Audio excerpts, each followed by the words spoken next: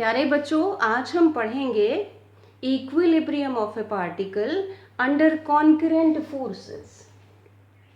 Concurrent forces होते हैं two और more forces acting at the same point. Equilibrium is a situation which refers to that net external force acting on a particle is zero। मतलब क्या है कि concurrent forces act कर रहे हैं पार्टिकल पर, दो से ज़्यादा फोर्सेस एक्ट कर रहे हैं एक पार्टिकल पर, लेकिन उनका जो नेट इफेक्ट है वो ज़ीरो हो जाता है। और जब नेट इफेक्ट ज़ीरो हो जाता है या नेट एक्सटर्नल फोर्स ज़ीरो है, तो अगर पार्टिकल रेस्ट में है तो वो रेस्ट में रहेगा, यूनिफॉर्म मोशन में है स्ट्रेट लाइन में तो उस कंडीशन में रहेगा। ये है कंडीशन ऑफ इक्विलिब्रियम। तो यहाँ हम फाइंड आउट करेंगे condition of equilibrium of a particle under concurrent forces. पहले हम दो फोर्सेस कंसिडर करेंगे, कंडीशन निकालेंगे इक्विलिब्रियम की, फिर तीन फोर्सेस कंसिडर करेंगे और फिर जनरलाइज करेंगे एन फोर्सेस के लिए। तो चलिए, सबसे पहले ए body will be in equilibrium under the action of two forces से हम लेते हैं F1 vector and F2 vector if the vector sum of two forces is 0, F1 vector plus F2 vector अगर 0 हो जाए तो उस केस में क्या होगा, F1 vector must be equal to minus F2 vector. तो ये कंडीशन आ गई। अब मान लीजिए कि ये पार्टिकल है O और इसके ऊपर एक फोर्स इधर लग रहा है और एक फोर्स इस तरफ लग रहा है। अब इस सिचुएशन में point O will be in equilibrium if F1 is equal to minus F2, या फिर फोर्स F1 यहाँ लग रहा है, F2 यहाँ लग रहा है। इस सिचुएशन में भी particle O will be in equilibrium if F1 is equal to minus F2। चलिए, अब लेते हैं तीन forces. A body will be in equilibrium under the action of three forces F1, F2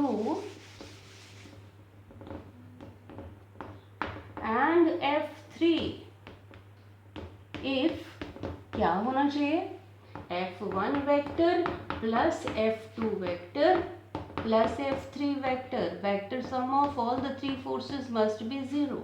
ये कंडीशन हम डिराइव करेंगे। Consider three forces F1, F2 and F3। ये F1 force हमने ले लिया, ये F2 फोर्स ले लिया और F3।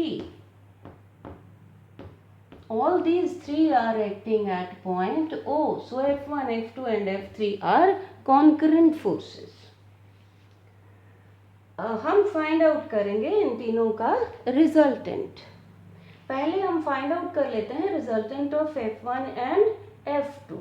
ये कैसे फाइंड आउट किया जाता है, by parallelogram law of vectors या पैरेललोग्राम लॉ ऑफ फोर्सेस। तो पैरेललोग्राम कंप्लीट कर लें और डायगोनल ड्रॉ कर लें।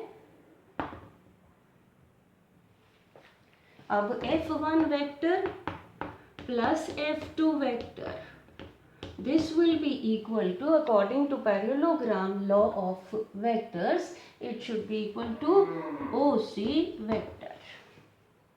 अब पॉइंट O इन दो का हमने एक बना लिया, यानी OC वेक्टर। अब हमारे पास दो फोर्सेस हैं, एक OC और दूसरा OC dash. Point O will be in equilibrium if the resultant of these two becomes 0। Point O will be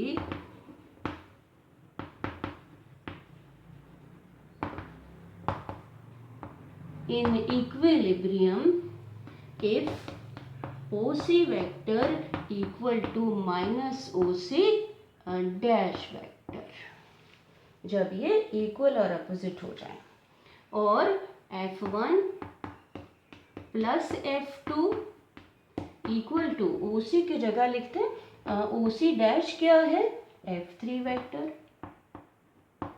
तो this will be equal to minus F3, OC dash F3 है और minus OC dash को क्या लिखेंगे, minus F3, तो this is equal to minus F3, और F1 plus F2 plus F3 equal to 0। तो यहाँ हमने कंडीशन डिराइव कर दी। अगर कहा जाए कि right the condition for equilibrium of a body under 3 forces, ये कंडीशन अगर डिराइव करने को कहा जाए तो इस तरीके से। और किस तरीके से डिराइव करते हैं, by using triangle law of vectors. F2 को हम यहाँ भी शो कर सकते हैं। अब चलिए हम क्या कहेंगे कि according to triangle law of vectors क्या लिख सकते हैं, resultant of F1 and F2, F1 plus F2 equal to OC vector according to triangle law of vectors. इन दो का एक बन गया OC vector. Now point O will be in equilibrium if OC vector equal to minus OC dash vector. उसी तरीके से that is if OC vector is equal to minus F3, और फिर उसी तरह से हम लिख सकते हैं कंडीशन क्या आ गई, F1 vector plus F2 vector equal to minus F3 vector, और क्या लिख देंगे, यही कंडीशन आ जाएगी, F1 plus F2 plus F3 equal to 0। तो using triangle law of vectors ये कंडीशन हमने डिराइव कर दी। अब देखिए कि OC vector equal to minus OC dash, तो CO वेक्टर किसके बराबर होगा, OC vector equal to minus F3, CO vector equal to F3 vector. CO vector C से इस तरफ, ये क्या आ जाएगा, F3। मतलब कि हम क्या लिख सकते हैं कि a body will be in equilibrium under the action of 3 forces F1, F2 and F3 if these can be represented by the sides of a triangle taken in same order। तो चलिए लिखते हैं,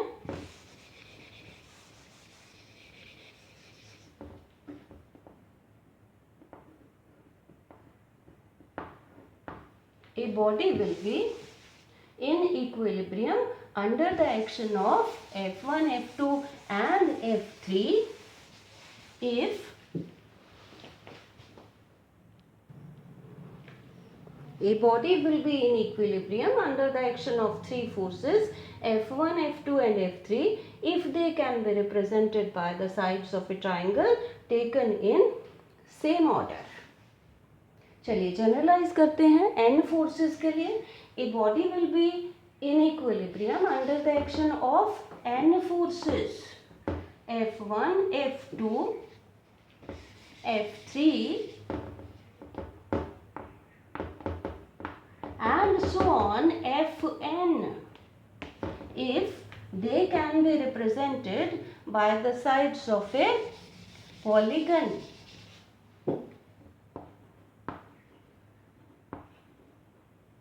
taken in same order, polygon कैसा, n sided।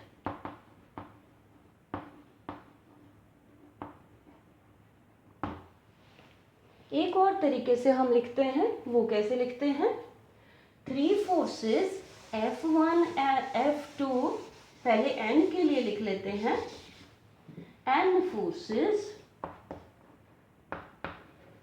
F1, F2, F3 and so on Fn will be in equilibrium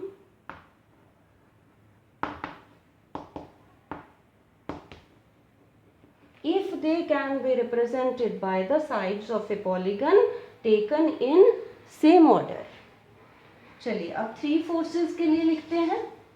three forces F1, F2 and F3 will be in equilibrium if they can be represented by the sides of a triangle taken in same order.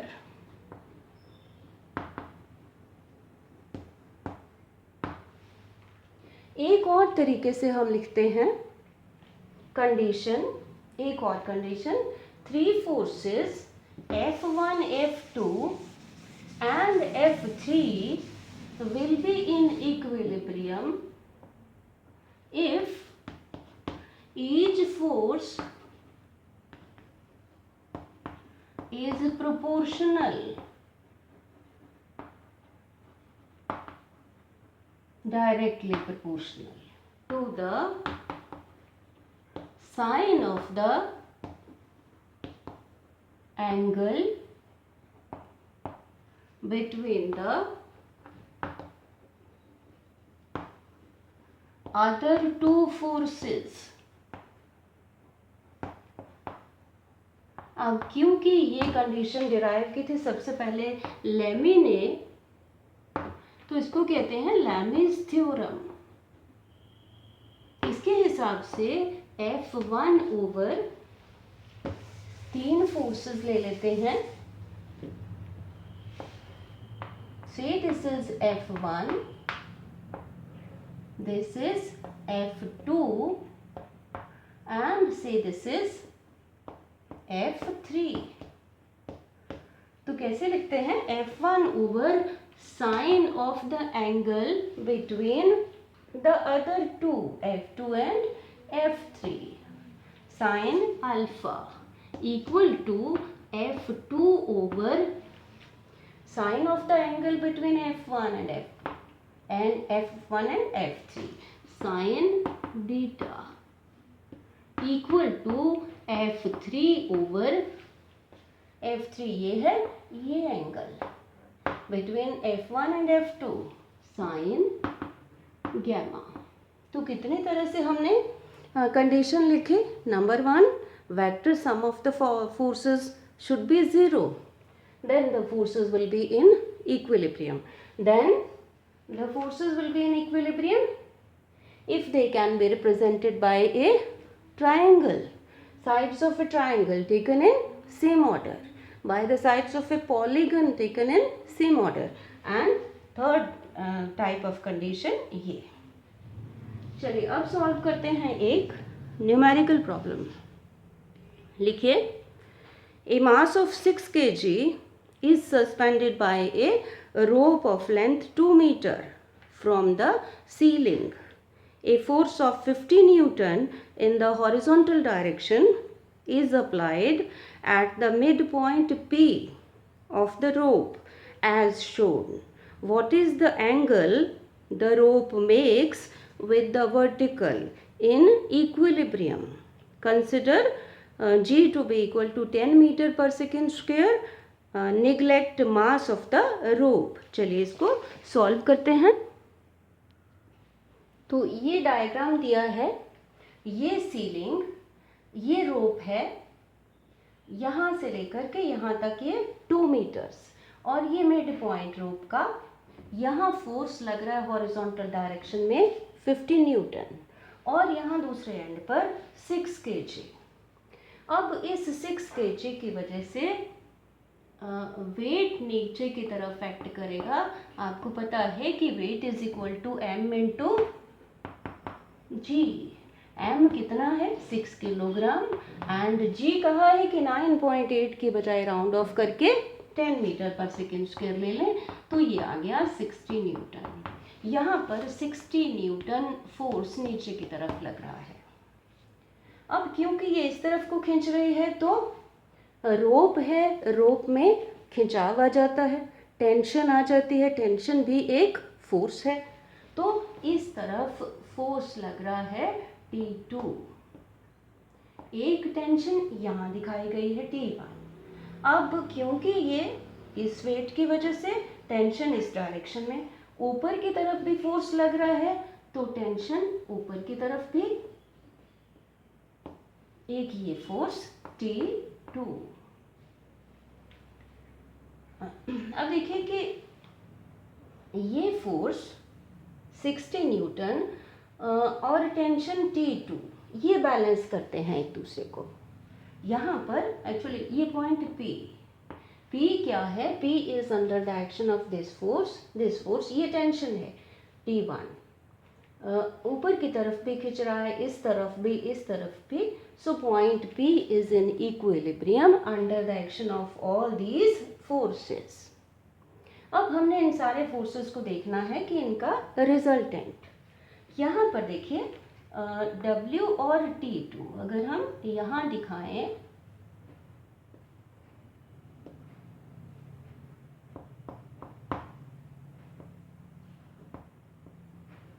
तो ये 60 Newton और ये T2, ये दोनों balance करते हैं एक दूसरे को। So T2 is equal to 60 newton. अब यहाँ पर ये T2 और 60 न्यूटन ये बैलेंस कर देंगे, इनका रिजल्टेंट जो है वो 0 हो गया। बाकी क्या बच गया यहाँ पर? इस T2 तक। यहाँ अगर हम शो करें ये सीलिंग, यहाँ पर 50 न्यूटन फोर्स उसी तरीके से, और ये टेंशन T2। तो इस वक्त हम कह सकते हैं कि अब जो है ये point P, this is under the action of these 3 forces, और इन फोर्सेस का जो रिजल्ट है net effect of these forces is 0। Component हमने निकालना क्या है? We have to find out the angle which this T1, which this rope makes with the ceiling, with the vertical। ये angle हमने फाइंड आउट करना है। अब निकाल लेते हैं component of T1 in vertically upward direction, T1 cos theta, और इसका हॉरिजॉन्टल कंपोनेंट कितना होगा? T1, ये होगा T1 sin थीटा। अब क्योंकि point P is in equilibrium तो क्या है कि because point P is in equilibrium under the action of these forces, therefore T1 cos theta must be equal to T2 which is equal to 60 newton. इस तरफ भी balance होना चाहिए। T1 sin theta equal to 50 newton, क्योंकि तभी ये equilibrium में होगा। अब इन दोनों को डिवाइड कर लेते हैं, अब फाइंड आउट करते हैं T1 sin theta over T1 cos theta. देखिए 50 डिवाइडेड बाय 60, तो टेंजेंट थीटा कितना आ जाएगा? 5/6। Theta is equal to tangent inverse 5/6। अगर नेचुरल देखें टेबल्स, टेंजेंट्स के टेबल्स देखें तो थीटा यहाँ से आ जाता है 39 degree 48 minutes which is equal to 39.8 degree. तो बच्चों इस तरह से न्यूमेरिकल्स बाकी भी सॉल्व कर सकते हैं। इसको समझिए अच्छी तरह से, टॉपिक को समझिए। क्वेश्चन इस तरह से आ जाता है कि what are concurrent forces, write the condition for equilibrium of concurrent forces, या what are concurrent forces, derive condition for equilibrium of concurrent forces, या फिर न्यूमेरिकल्स। तो समझिए इस टॉपिक को। Thank you.